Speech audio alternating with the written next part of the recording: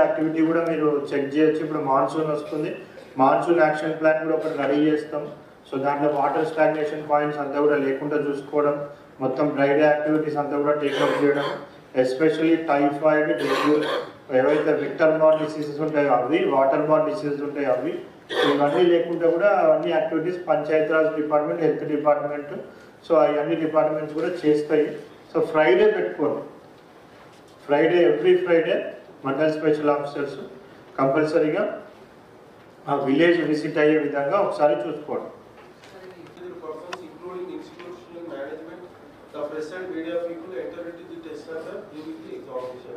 Departmental officers should cross-check the invigilator attendance with the biometric attendance and shall ensure that the biometric of all the candidates are captured or not.